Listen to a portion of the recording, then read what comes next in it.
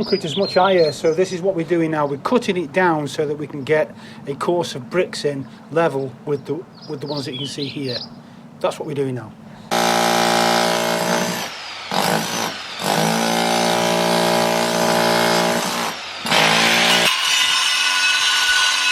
What I'm actually doing here is chopping out the bricks that we need to tooth into the garage wall.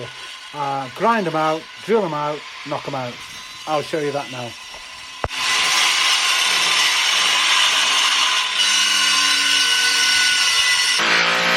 Okay, what I'm doing here is actually out the others that go across that way.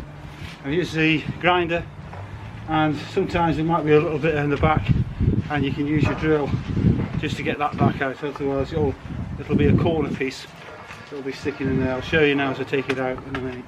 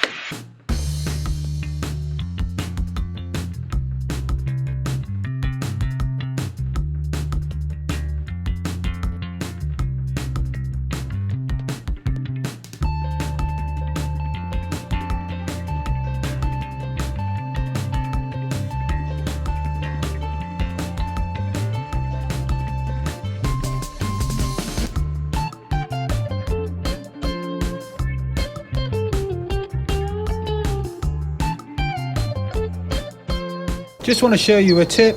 As I've showed you in the past, I drilled and drilled into the corners so that I can get this piece out that I'm showing you here. It always sticks if you don't use a drill. Let me just explain what's happening here. Because we've got this brick going through like that, it's harder to knock out. So the best thing is to cut them down like that with a cutter. And so when you're breaking them out, it's easier. That's always a problem. They want to stick here. It creates a problem when you're forever chopping. So it's good to just cut through there like I've done there. That side's totally different. There's no return on that one. They come out easy. So that's again another tip that you can do. Is just check on the return there and cut them out. I might have to put a slither of damp course down there in to stop any penetrating damp. It's got it on that side but not this side, because again it's a returning brick, so we've got to create a damp barrier there. Okay, so I'll carry on, see you later.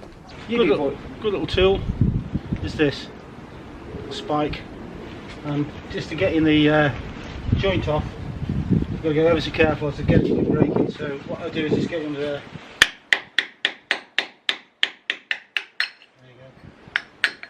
Again there. There we go. Looks a bit waggly.